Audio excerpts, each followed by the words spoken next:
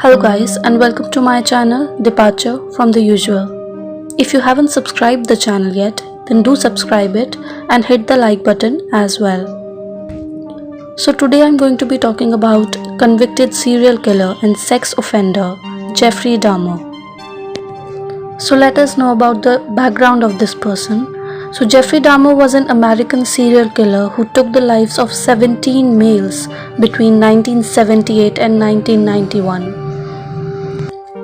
He was born in Milwaukee, Wisconsin on May 21, 1960.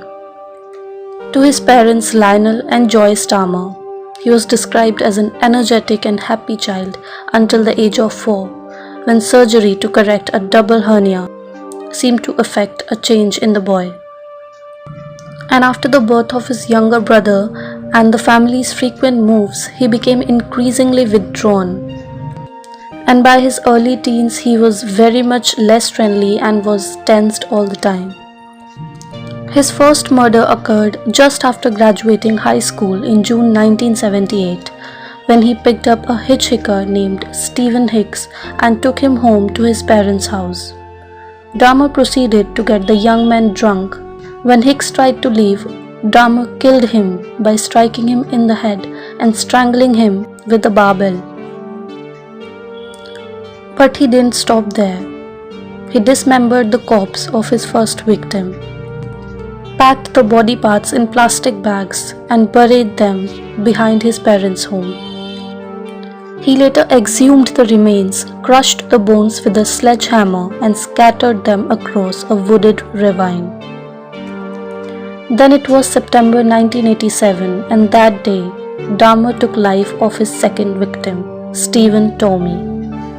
They checked into a hotel room and drank, and Dahmer eventually awoke to find Tommy dead, with no memory of the previous night's activities. He bought a large suitcase to transport Tommy's body to his grandmother's basement, where he dismembered and masturbated on the corpse before disposing of the remains. By this time, his grandmother was tired of her grandson's late nights and drunkenness, but she had no knowledge of his other activities, and she forced him to move out of the premises in 1988. And one more thing, before leaving the house, Dahmer had already killed another 2 victims at his grandmother's home. In next year, September 1989, Dahmer encountered with a 13-year-old Latin boy resulted in charges of sexual exploitation and second-degree sexual assault. He pleaded guilty, claiming that the boy appeared much older. And while he was waiting for his sentencing for his sexual assault case, Dahmer again put his grandmother's basement to gruesome use. In March 1989, he lured, dragged, strangled, photographed, dismembered, and disposed of Anthony Sears, an aspiring model. But until this time, authorities didn't know any of the murders done by him. So he was facing only one trial, and that is of child molestation. At his trial for child molestation in May 1989, Dahmer was defending himself, saying that how he has seen the error of his ways and how the arrest made a turning point in his life. His defense counsel argued that he needed treatment, not incarceration.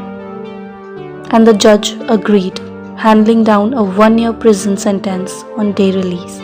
And in this case, Dahmer could work at his job during the day and return to the prison at night, as well as a 5-year probationary sentence. Years later, in an interview with CNN, Lionel Dahmer stated that he wrote a letter to the court that issued the sentence, requesting psychological help before his son's parole. However, Dahmer was granted an early release by the judge after serving only 10 months of his sentence. He briefly lived with his grandmother following his release. Over the following 2 years, Dahmer's victim count accelerated, bringing his total from 4 to 17. He developed rituals as he progressed, experimenting with chemical means of disposal and often consuming the flesh of his victims. Now this is scary. Dahmer also attempted bad surgeries drilling into victims' skulls when they were still alive and injecting them with muriatic acid. Then one day, on May 27, 1991, Dahmer's neighbor Sandra Smith called the police to report that an Asian boy was running naked in the street. When the police arrived, the boy was incoherent and they accepted the word of Dahmer, a white man in a largely poor African American community, that the boy was his 19-year-old lover. In fact, the boy was 14 years old. But the reality was far away from this. The boy was 14 years old and a brother of the Laotian teen Dahmer had molested 3 years earlier.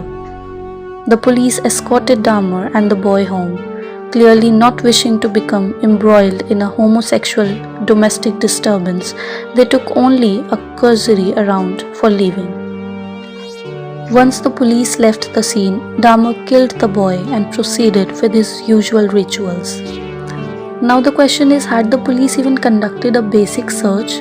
Because if they would have done that, they would have found the body of Dahmer's 12th victim, that is Tony Hughes. Now before he was finally arrested, Dahmer killed 4 more men. And finally on July 22, 1991, Dahmer's killing spree ended when he was arrested.